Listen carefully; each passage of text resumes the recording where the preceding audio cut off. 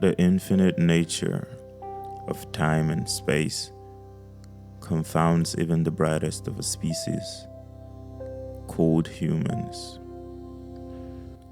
A species of carefully refined gems of diverse forms of brilliance, intellect, and substance.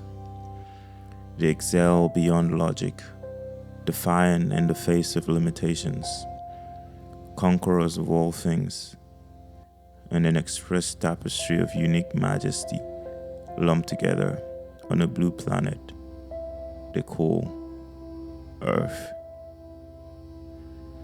These awe-inspiring species called humans are unrelenting in their conquest and obsess over the control of all things, for such is the extent of their might. They are victorious in all of their pursuits,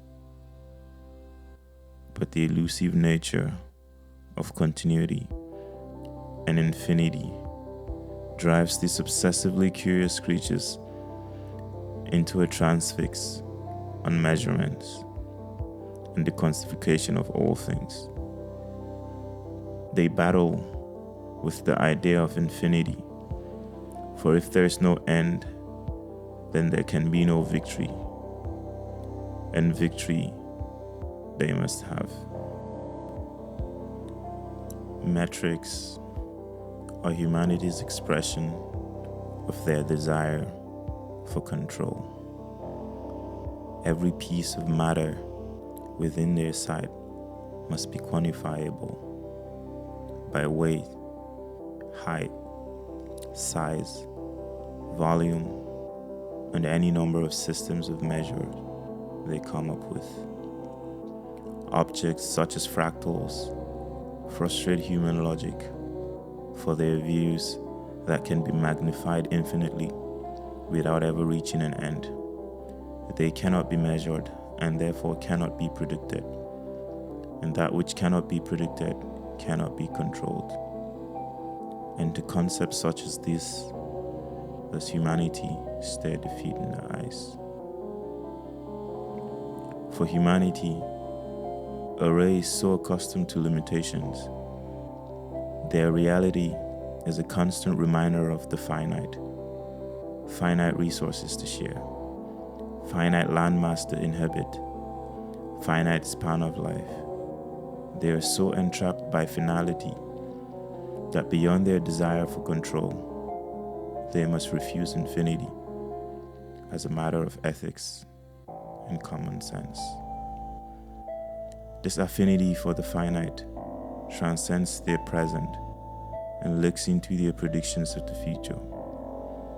All of their classical dystopian literature, such as Interstellar, The Hunger Games, Dr. Seuss's The Lorax, George Orwell's 1984, are littered with the idea of humanity running amok, neglecting their lofty ideals of inclusivity and equality in favor of a priority-based decision on how to make use of the finite resources available to them.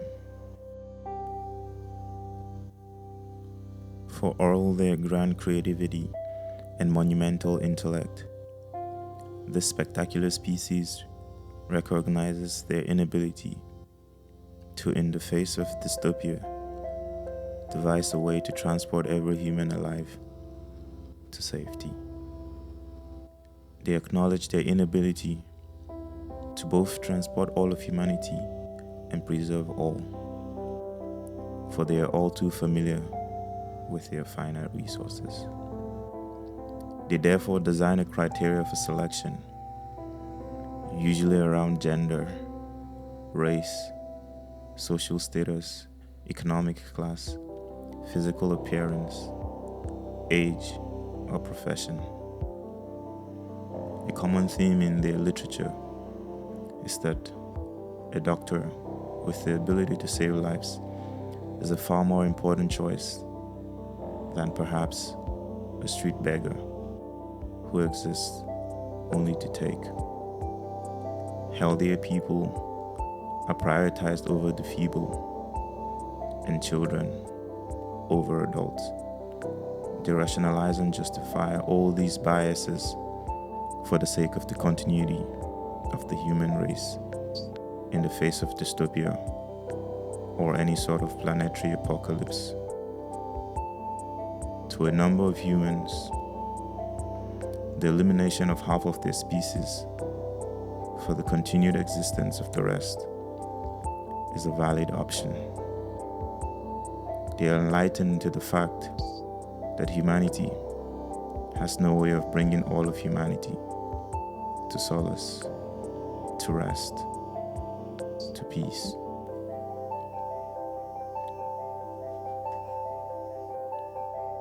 But amongst the humans stands out auspiciously a small, defiant group of cacophonous cronies with a reputation for implausible claims and seemingly bogus ideas. They are the object of ridicule amongst the humans, but never have they had an idea more radical than their propaganda in the face of dystopia. They adamantly claim to know of a way to transport all of humanity to safety, an all-inclusive method with no regard for social status nor class, no preference in race nor gender, no priority on the basis of profession nor physical stature. A vehicle, sort of chariot of infinite capacity that can translate all of humanity, not just from an apocalyptic location to a utopian location, but through the very fabric of time and space. Transport from death to life, from darkness into marvelous light.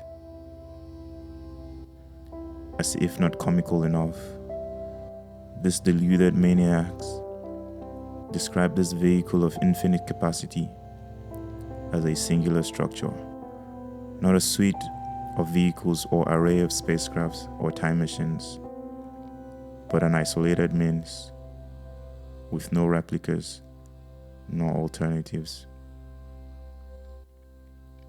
Out of curiosity for the extent of their madness, the other humans cynically demanded to be shown this so-called vehicle, expecting to be presented with some futuristic mechanical design with artificially intelligent navigation and perfect aerodynamics for light surpassing speed. But like raving madmen, this small group responded that their vehicle lies not in an object of exceptional engineering innovation, but rather in a person they called Jesus, reiterating that He alone is all-inclusive, He alone is fair to all, receptive to all. He alone is able to navigate black holes and wormholes, death, darkness, and dystopia. He alone is capable of the much elusive infinity that humanity desires. Infinity of time, infinity of space, infinity of provision. Jesus is the vehicle to infinite safety for all of humanity. Safety beyond the physical, safety beyond the mental, safety enduring and infinite.